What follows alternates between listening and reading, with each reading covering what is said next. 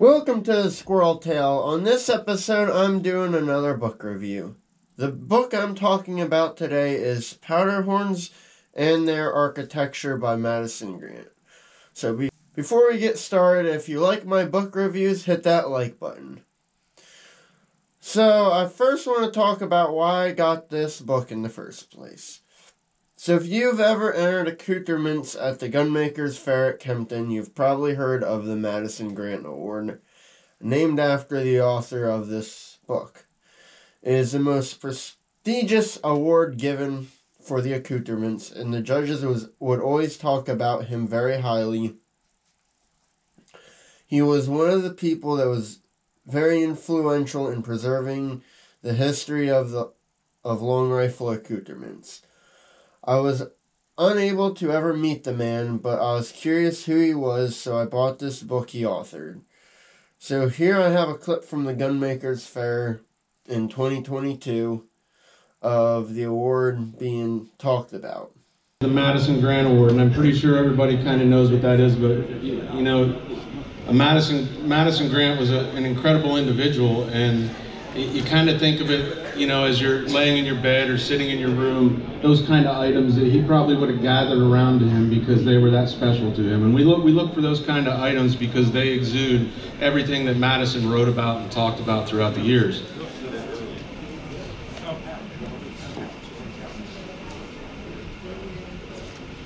This year's Madison Grant Award goes to 018. 018.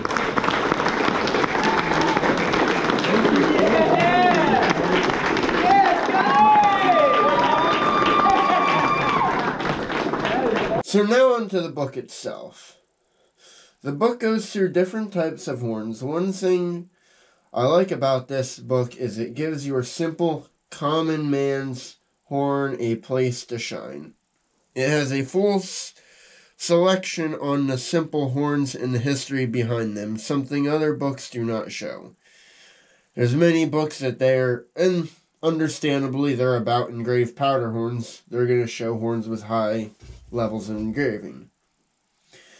But if highly decorated horns are your thing, it has plenty of them too. And he kind of breaks it down with different things like different types of carving, stuff like that. Has a section on horns that have relief carvings on them. The descriptions are very well detailed and really show the author's love for history and the craft. And it's very well organized and makes for a very easy read. The only negative thing I have to say is the quality of the photos are not as good compared to other books on powder horns. But this wasn't anything they could have done about it. This book was published in 1987, so camera and printing equipment wasn't up to date now. But if your sole purpose is to find a book that has top-of-the-notch HD colored photos, this might not be the one for you. But the photos are for the time that this book was written, are very good quality, I think. Still, you know, they're black and white, but they're still very good quality.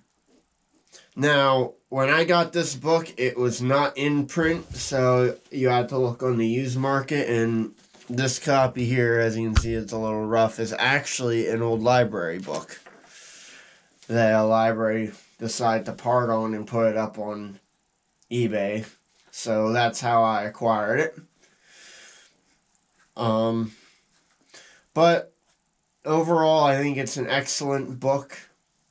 And if you're a serious horn collector, horn maker, and just a history buff in general, I would highly recommend getting yourself a copy.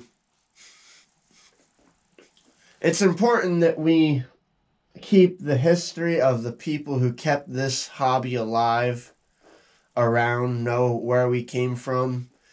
This Madison Grant is someone that the people I look up to in the craft also look up to. So that's why I think it's important we keep this book around, keep it in print, and everyone who's serious about this hobby should have a copy on their shelf. So I hope you enjoyed the video. Please like and subscribe and have a good day.